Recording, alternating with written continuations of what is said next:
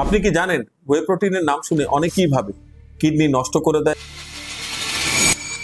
প্রাচীন গ্রিসে একে হুই সারাইন নামে এক স্বাস্থ্যকর পানীয় হিসাবে ব্যবহার করা হতো।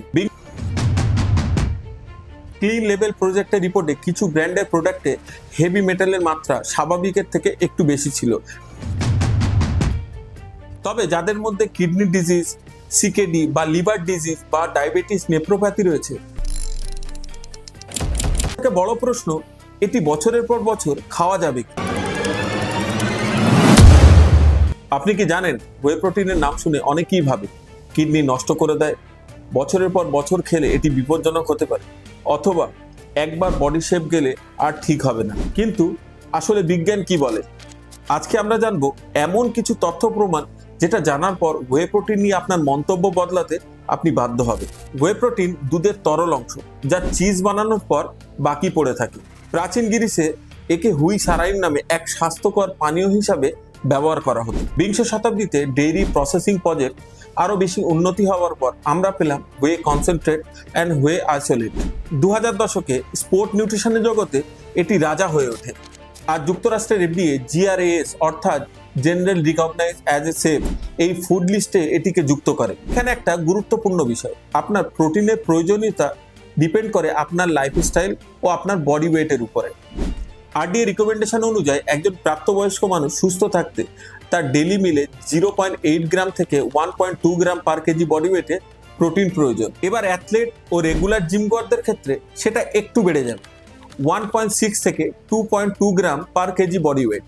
প্রতি মিলে 20 থেকে 40 গ্রাম হাই কোয়ালিটি প্রোটিন, বিশেষ করে লিউসিন সমৃদ্ধ, যেটা আপনার মাসেল গেনে সবথেকে বেশি কার্যকর। সব থেকে বড় প্রশ্ন, এটি বছরের পর বছর খাওয়া যাবে কি? 12 মাসের স্টাডিতে বয়স্কদের রোজ হোয়ে প্রোটিন খেতে দেওয়া হয়, তাদের কোনো গুরুতর সেফটি সমস্যা হয় না।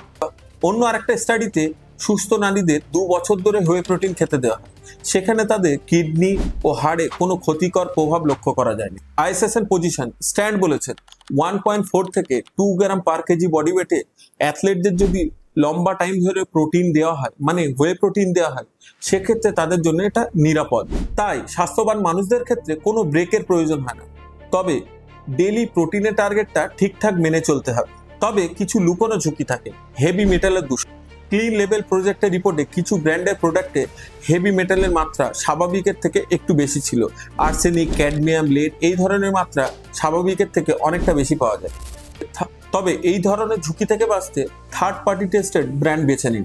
কিছু কিছু মানুষের ত্বকে হোয়ে প্রোটিন খাওয়ার পর ব্রণ দেখতে পাওয়া যায়।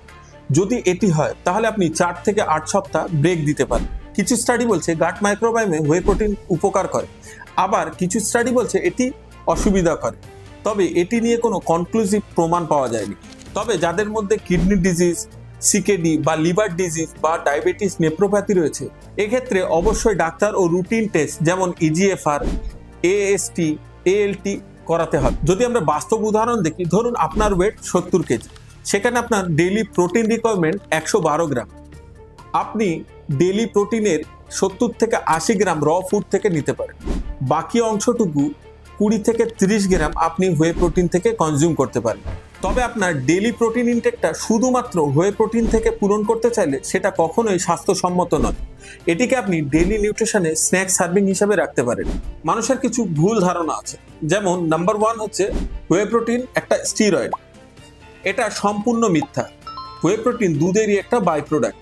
দ্বিতীয় হচ্ছে দীর্ঘদিন খেলে কিডনি নষ্ট করে, এর কোনো প্রমাণ নেই যদি আপনি সুস্থ থাকেন আর আপনি ঠিক মাত্রায় খান। 3 নম্বর হচ্ছে হোয়ে প্রোটিন শুধুমাত্র বডি বিল্ডারদের জন্য। দেখুন, বয়সকালে সার্কোপেনিয়া হলে মানে মাসেল লস হলে ডাক্তার সেখানে হোয়ে প্রোটিন রিকমেন্ড করে, কেননা তাদের মাসেল মাস রিটেন করার জন্য। ইভেন আপনি যদি ইনফ্যান্ট মিলগুলোকে দেখেন, সেখানেও হোয়ে প্রোটিন কনসেন্ট্রেট বা হোয়ে প্রোটিন আইসোলেটেড দেওয়া হয়। হোয়ে প্রোটিন হলো বিজ্ঞানসম্মত কার্যকর একটা সাপ্লিমেন্ট, যদি আপনার টার্গেট, ডোজ ও পণ্যের মান ঠিক থাকে। আপনার শরীরে প্রয়োজন বুঝে নিন, ভুল ধারণার শিকার হবেন না। আর হ্যাঁ, আজকের ভিডিওতে যদি কিছু নতুন শেখেন অবশ্যই কমেন্টে লিখে যাবেন, এটা আমি জানতাম না। আর ভিডিওটি যদি ভালো লাগে লাইক করে যাবেন, যেতে যেতে সাবস্ক্রাইব করতে ভুলবেন না।